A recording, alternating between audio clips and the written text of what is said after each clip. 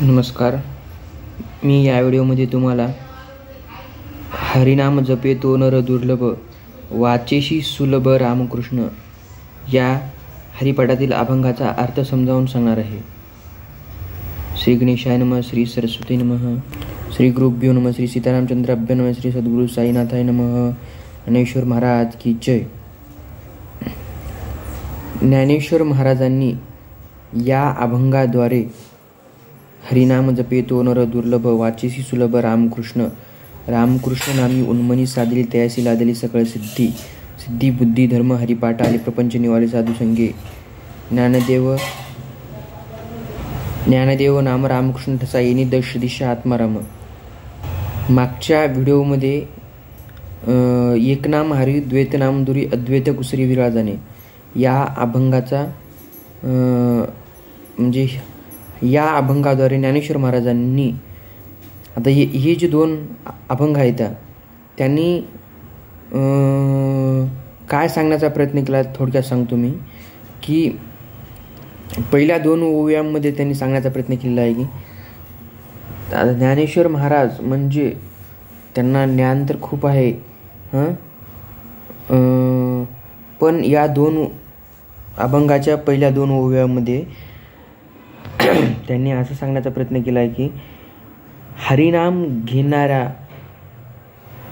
उत्साह वाढवण्याचा प्रयत्न केलेला आहे. बरोबर. जो कोणी हरिनाम घेणारा आहे साधा भोळा भक्त त्याचा उत्साह वाढावा या हेतूने त्यांनी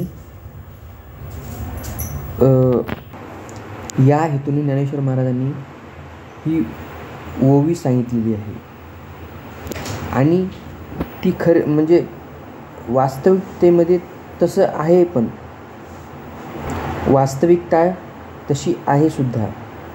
बरोबर. म्हणजे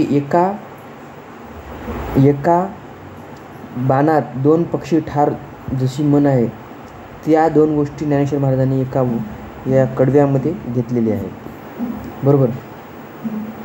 हरिनाम जपे तो नर दुर्लभ वाची सुलभ रामकृष्ण. हरिनाम जप करणारा, हरीचं जप करणारा, हरिनाम जपे तो नर दुर्लभ तर आहेच. बरोबर. हरिनाम जपे तो नर दुर्लभ आहेत.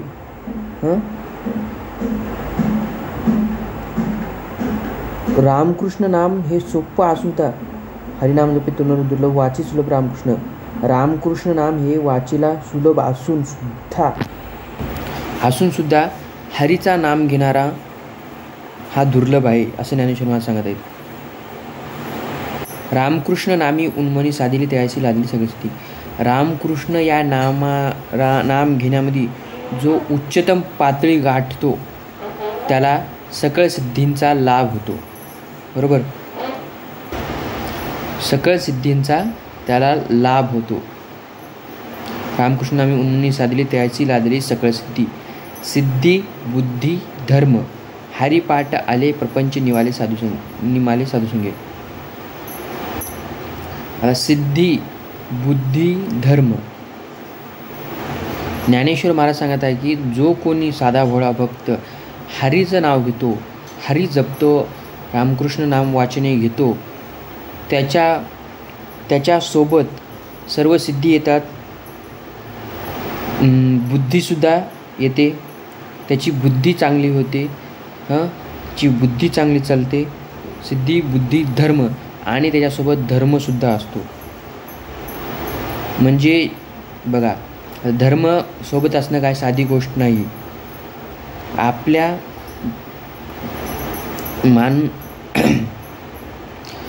धर्माच्या वाटेवर चालणारा हा कोणी साधारण नसतो. बरोबर. जिथे धर्म असतो तिथे विजय असतो असं महाभारतामध्ये श्रीकृष्णाच्या आणि अर्जुनाच्या ठिकाण म्हणजे श्रीकृष्ण जिथे असतो तिथे धर्म असतो आणि धर्म जिथे असतो तिथे विजय असतो असं महाभारतामध्ये म्हटलेलं आहे. बरोबर. त्यामुळं हरीचं जो नाम घेतो त्याच्यासोबत धर्म असतो, त्याच्यासोबत सर्व सिद्धी असतात, त्याच्यासोबत त्याची बुद्धीसुद्धा चांगलं काम करणारी असते. बरोबर. सिद्धी बुद्धी धर्म हरिपाठ आले प्रपंच निमाले साधू संगे. आता ज्ञानेश्वर महाराज सांगत आहेत की प्रपंच जो आहे, संसार जो आहे, साधूंच्या बरोबर साधूंच्या संगतीमुळे आनंदात होतो. बरोबर, माणूस होरपळून गेलेला जो माणूस असतो या संसारामधला, तो सुद्धा शांत होतो साधूंच्या संगतीमुळे. सिद्धिबुद्धी धर्म हरिपाठाले प्रपंच नियमाले साधू संगे, ज्ञानदेव नाम रामकृष्ण ठसा येणे दश दिशा आत्माराम. म्हणजे ज्ञानदेवांना रामकृष्ण नामाचा ठसा त्यांच्या मनामध्ये बसलेला आहे. एक त्यांच्या मनात ती गोष्ट बिंबवली, म्हणजे एकदम कोणी म्हणतात ना की तो माझ्या हृदयात आहे.